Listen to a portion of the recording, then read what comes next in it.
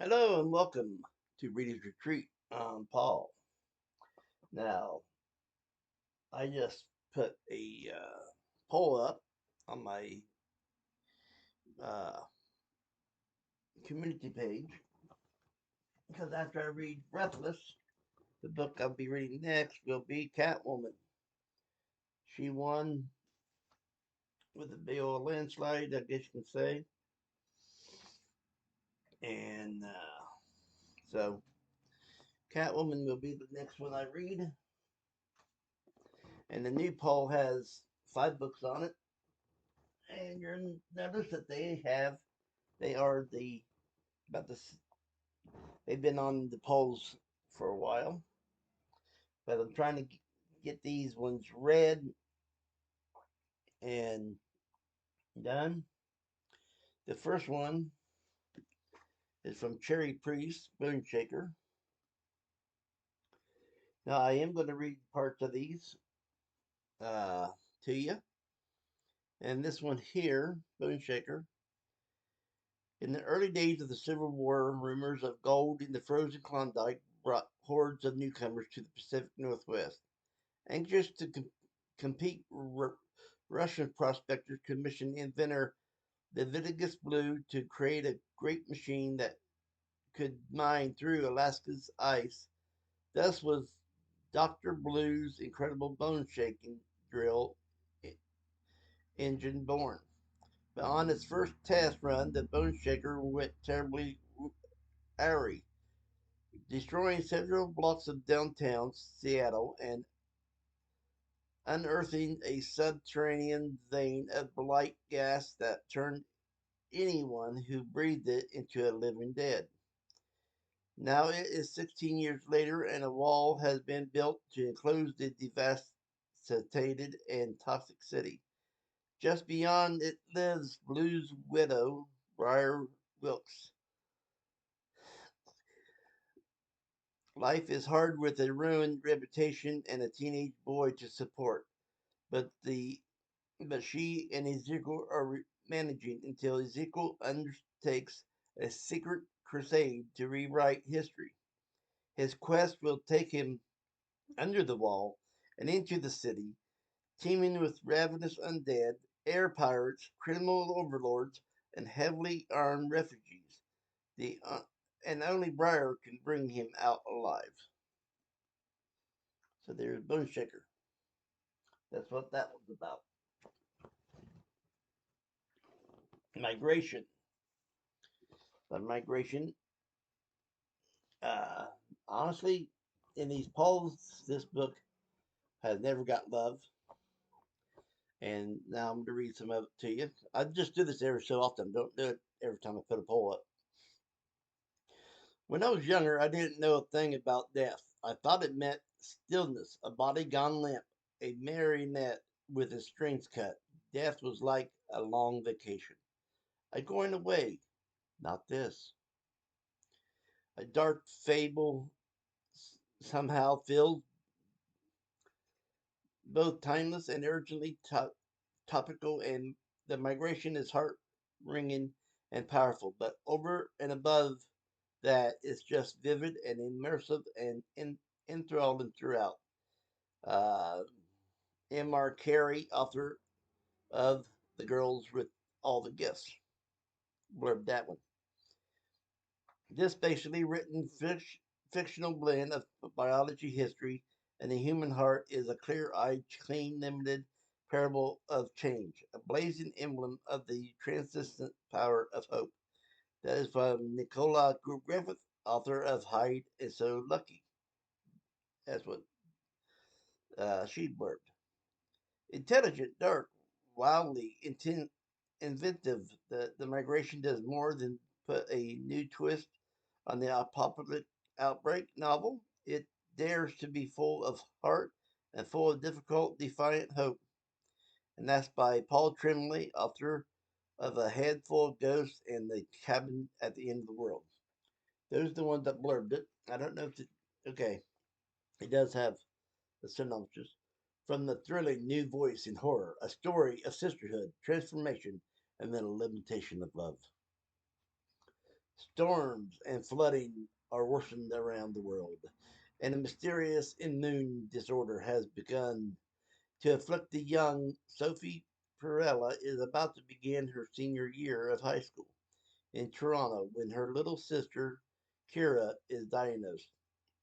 Their parents' marriage falters under the strain, and Sophie's mother takes the girls to Oxford, England, to live with their aunt Irene, an Oxford University professor and historical epi- epidemiologist assessed with relics of the Black Death.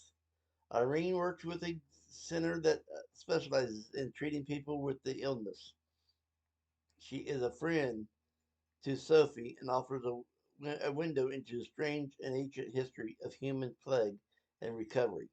Sophie just wants to understand what's happening now, but as mortality rates climb and reports emerge of bodily tremors in the deceased, it becomes clear there is nothing normal about this condition, and that the dead aren't staying dead.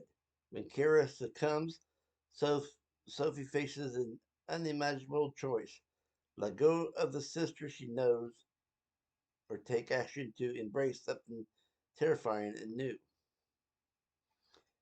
Tender and chilling, unsettling and hopeful, The Migration is the story of a young woman's dawning awareness of morality and the power of the human heart to thrive in catalytic circumstances. So there that is. The Migration.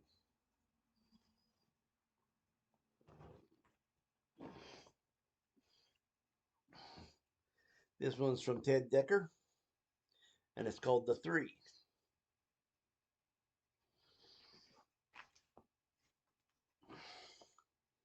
Kevin Parson is driving his car late one summer day when suddenly his cell phone rings. A man who identifies himself as Slater speaks in a breathy voice. We're going to play a little game.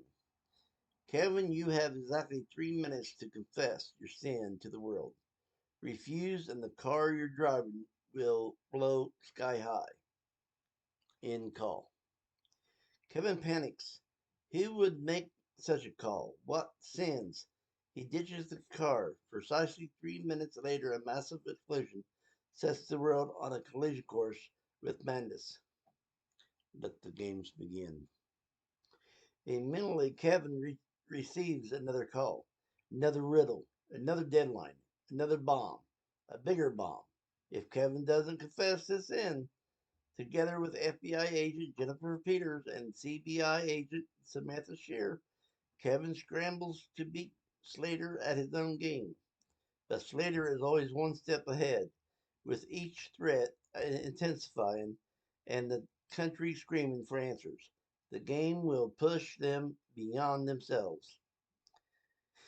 Enter a world where nothing is what it seems, where your closest friend could be your greatest enemy, where black is white and white is black.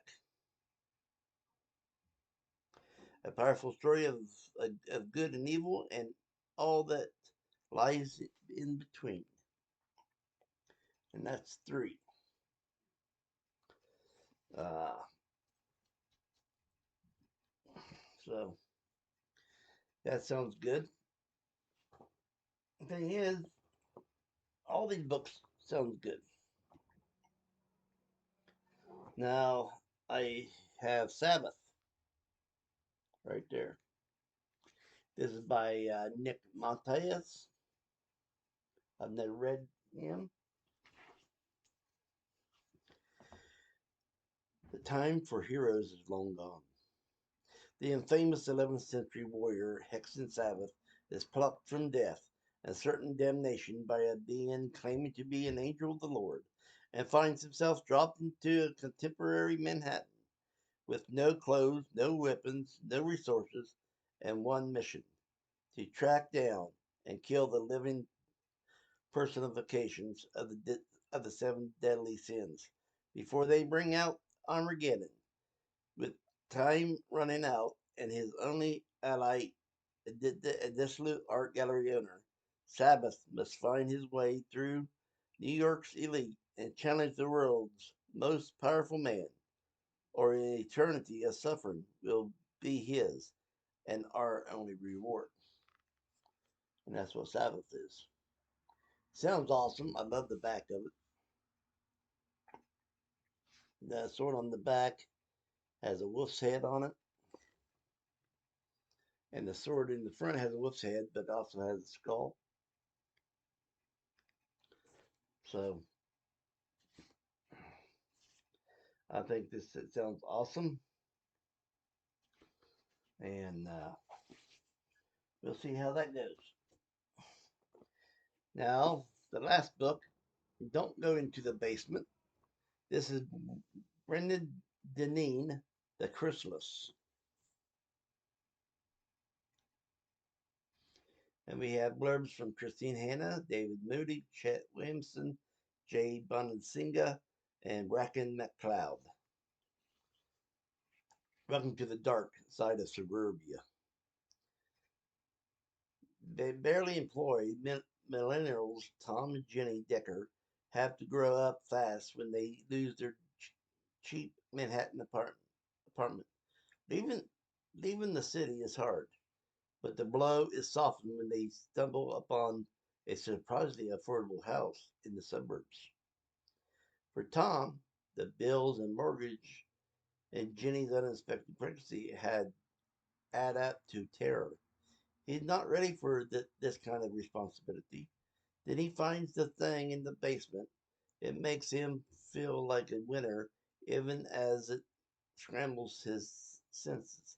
A new job soon has him raking in the big bucks, enough that Jenny can start making her entrepreneurial dreams come true.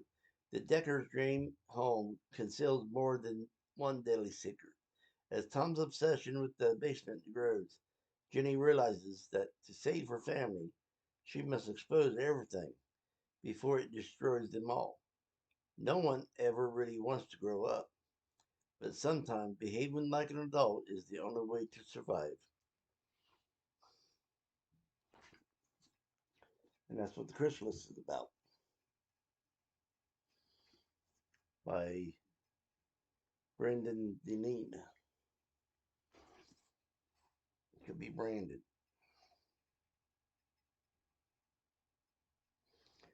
Now he's also the one that wrote The Ninth Circle, and he wrote graphic novels. So he's wrote some stuff. So anyway, those are the 5 books that's up on the poll, and we'll see who wins. So until next time, I'll be seeing you, and please go vote and enjoy yourself. So I'll talk to you guys later.